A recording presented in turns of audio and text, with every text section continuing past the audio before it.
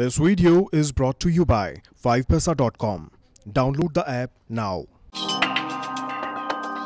Reliance industries के chairman Mukesh Ambani के बाद गौतम अडानी ने कोरोना काल में जमकर ग्रोथ दर्ज की है। गौतम अडानी ने इस समय में एशिया के दूसरे सबसे अमीर होने का खिताब भी हासिल किया।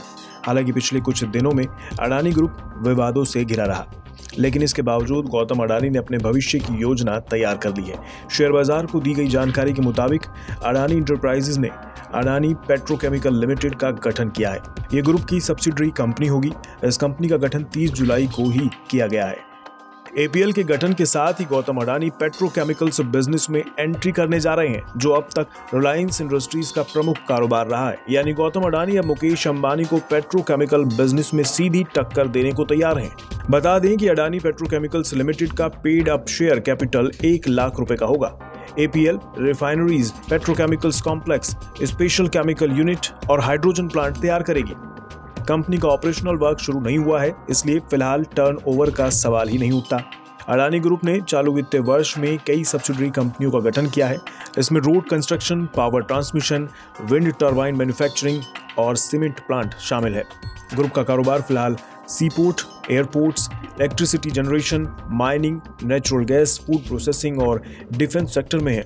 अब कंपनी पेट्रोकेमिकल बिजनेस में कदम रखने जा रही है। हालांकि गौतम अडानी को अभी लंबी दूरी तय करनी होगी।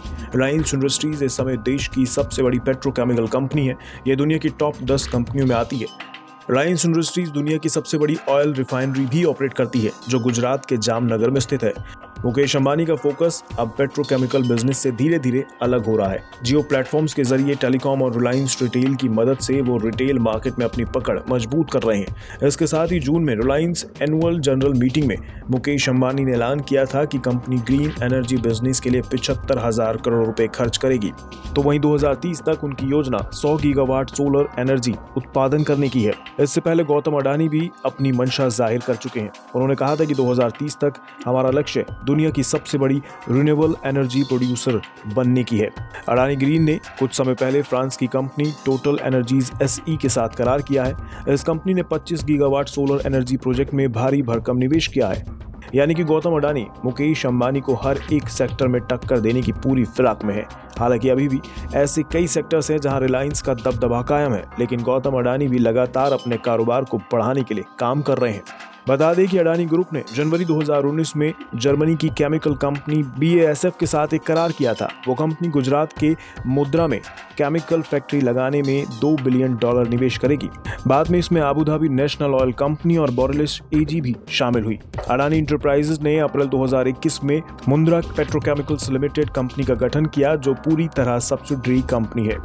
पिछले 1 साल में अडानी ग्रुप की कंपनियों ने जबरदस्त प्रदर्शन किया, लेकिन कुछ समय पहले अडानी की कुछ कंपनियां जांच के दायरे में भी आ गई थी, जिसके बाद कंपनी के शेयरों में काफी गिरावट भी देखी गई।